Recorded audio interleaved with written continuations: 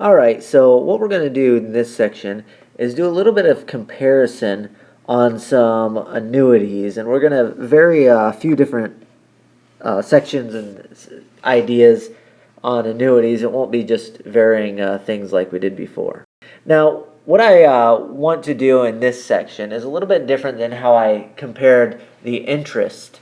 So we saw earlier that in the interest, if you double the principal, you double the output. And if you double the time, you more than double the output. But by output, I mean basically how much interest you get out. Right? And by the way, remember that doubling the rate also more than doubles.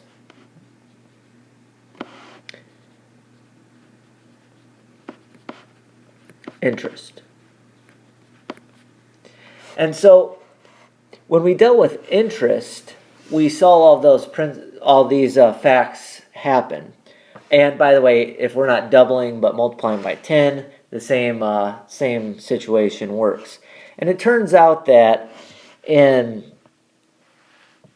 annuities, the same thing is going to happen. So if you double the principal, or in annuities case, if you double the amount you pay in, the payments, then you're actually going to exactly double the output.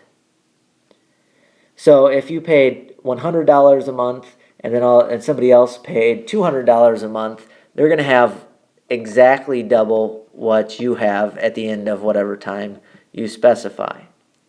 And if you double the time, well, then you're going to get more than double the amount of interest gained. And if you double the rate, you're going to get more than double the amount of interest. All right? And so on and so forth for the interest comparison. So there's a lot of carryovers from annuities that we're going to kind of skip over those and say, yeah, that works just like interest. So what I want to do instead is kind of look at some more general ideas. And we're going to take a couple examples here. And these are a little bit more complex than just your straight over calculation. So here's what we're going to do. I'm going to assume we'll call it person A here, can get 10% interest compounded yearly. So what person A is going to do is that person is going to wait for 10 years and do absolutely nothing. All right? So instead of taking his excess money and putting it into an investment, what's going to happen is he's going to take 10 years and not put it into a thing and just spend it on whatever that he wants. And then for the next 20 years, all of a sudden after 10 years, he gets, crazy.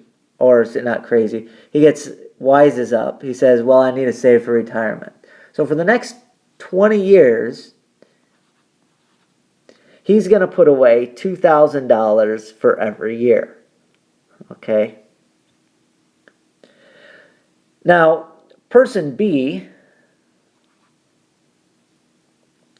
we're always going to still get 10% interest compounded yearly. What person B is going to do is he's going to be really wise for this first 10 years.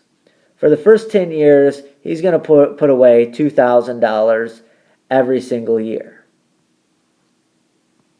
All right?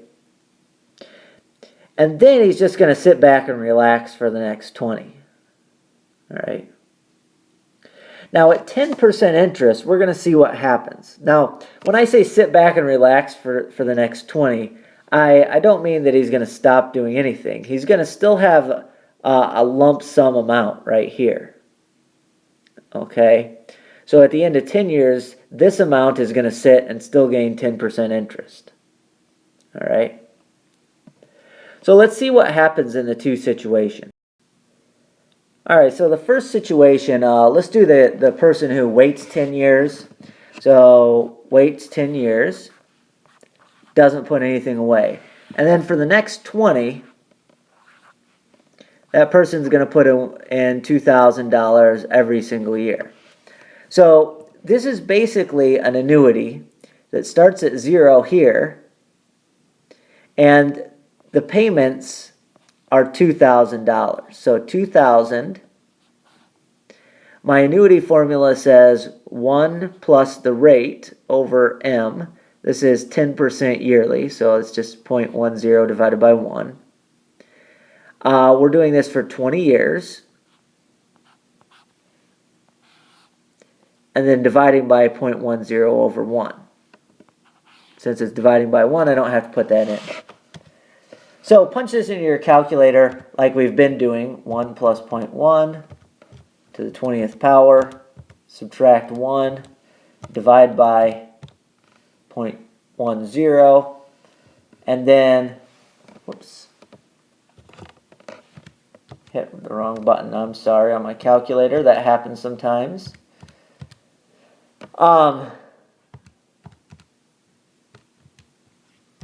So, and then times by 2,000. So punch this into your calculator, and you should figure out that person A, this is what I called them last time, person A, is making, at the end of 30 years, $114,500, and this rounds to $50 if we round it to 2 decimal places. It actually rounds a couple of times up.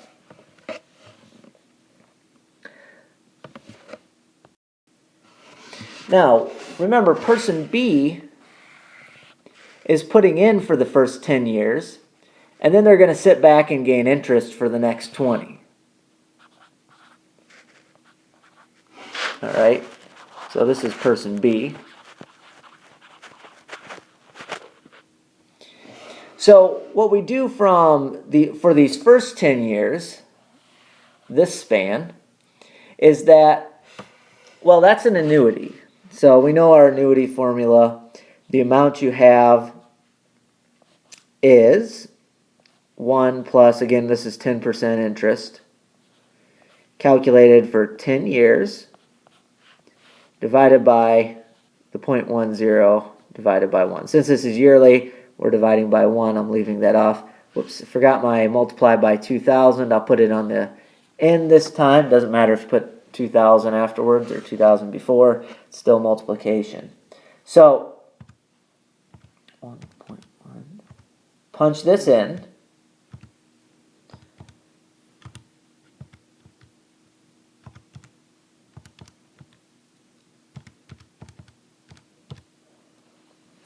And I got that the amount you'll have after 10 years is $31,874.85. Now, that's the amount right here, okay?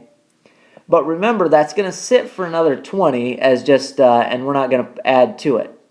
So for the next 20 years, all right, so for this span of time, well, you calculate and you say, all right, this guy is starting with 31,874.85, and that guy is going to gain 10% interest every year for 20 years. Okay, so this is the lump sum formula. So 31,874.85 times.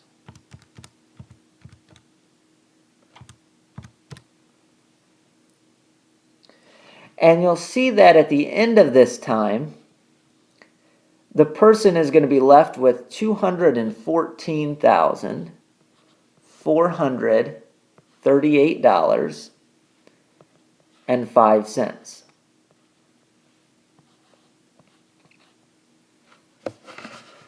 All right. So we see here that person, what I called person A, ended up with $550, and person B down here ended up with $214,438.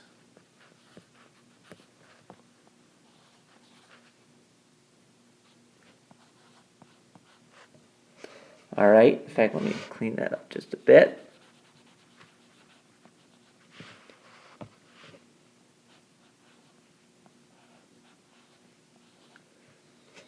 So we see that person B has a lot more money.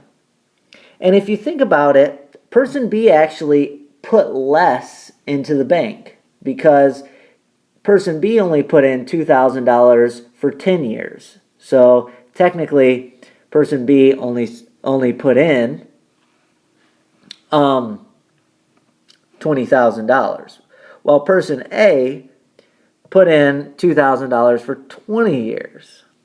But because person B started early, person B actually came out with quite a bit more money. Okay, the $100,000 worth of more money. Okay, so we can clearly see by this example that the earlier you start investing, the better off you're going to be. So I want you guys to try this one. We're going to do a similar thing, but this time what's going to happen is let's call it person A and B again. Person B is going to put $2,000 into an annuity for 30 years straight. So every single year for 30 years, person B puts in $2,000, right, over 30 years. What person A is going to do this time, let's instead of waiting to invest, let's just assume, yeah, person A is going to start stashing away $2,000, but they're not going to invest it for the first 10 years.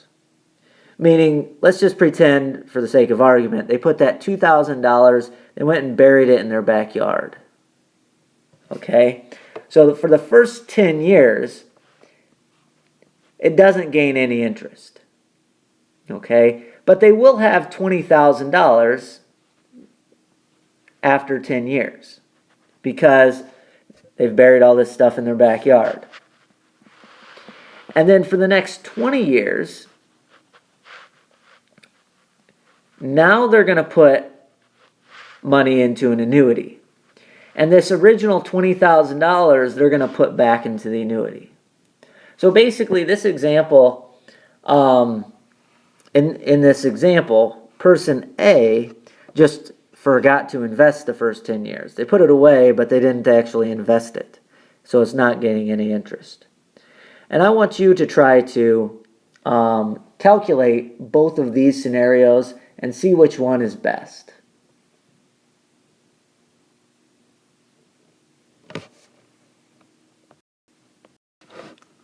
All right, so hopefully you've pushed pause and tried to calculate this. I'm going to calculate this now. So think of it as two different things, okay? Think of it as on our timeline here. That first 10 years really doesn't count. That next 20 years, we have two things going on.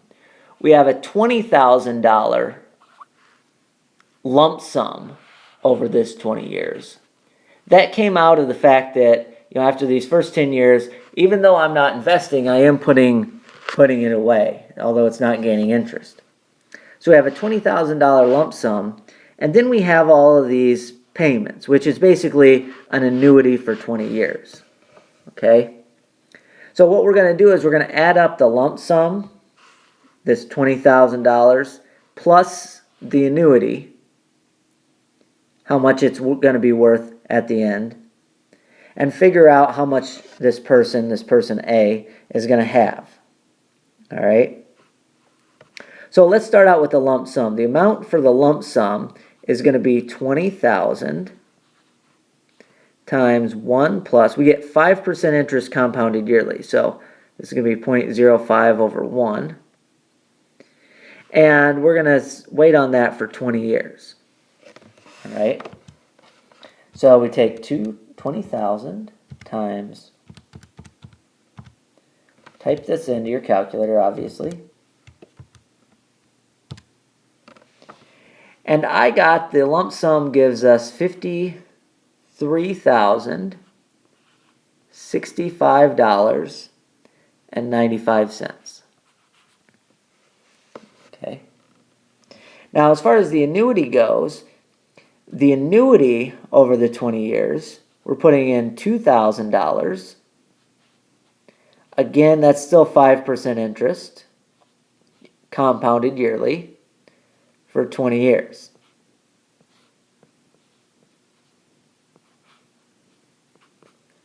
So when you calculate that, oops,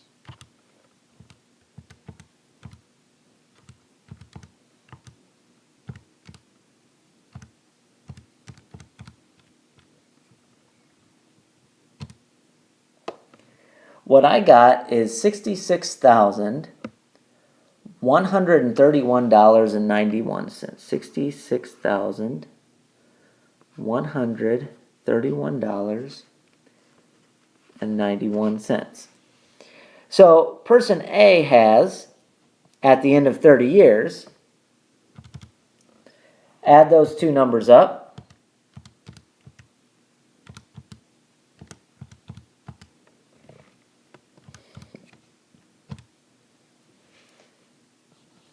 I got $119,197.86. All right? Which obviously isn't a bad amount to have.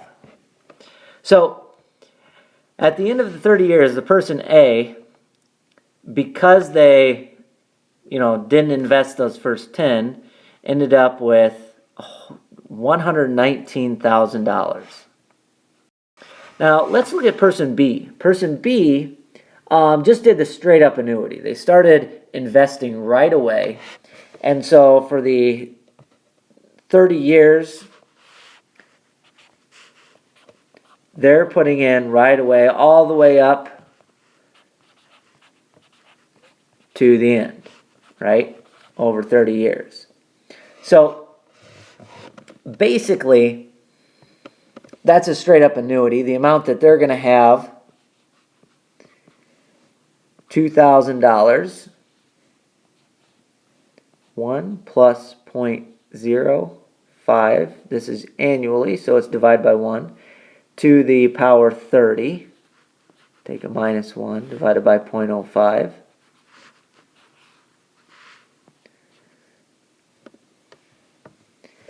And type all that stuff in.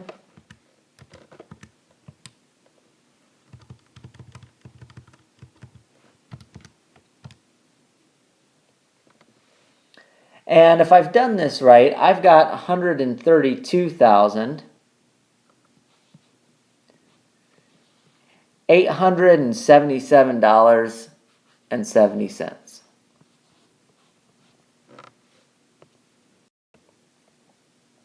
So, person A, who waited 10 years before they invested, at 5% interest, ended up with $119,197.86. Person B ended up with $132,877.70. Now, this would have, here this is what, $13,000, a little over $13,000 worth of difference, because instead of, putting away money into an investment, the person A actually just stashed it and didn't put it away at all. didn't invest at all. Okay, but this was at 5% interest annually. And if we would actually have calculated it at a higher level of interest, it would have been a much more significant difference. So if you'd have calculated, and that's a good exercise to do, go calculate the same thing at 10% interest or 20% interest and see sort of the drastic difference that you can get between A and B. Because A, again, failed to invest early on. So here's the takeaways from those two examples, all right? And these are things that are just practical ideas that you should know. Investing earlier always is going to lead to better results. The more you put away at a younger age, the better you're going to be when you get older. The better off you're going to be when you get older, okay? So as far as investing goes, save as much and put away as much as you can early on, and don't put it off. Don't assume that later in life you're going to all of a sudden, have this next 20 years to catch up, because those first 10 years are much more important than the next 20. All right, in the first example that we saw. And similarly in the second example, if we forget to invest, if you forget to gain interest on your money, then bad things can happen as well. So the takeaways are, make sure you invest early and don't put it off. Always save and invest early.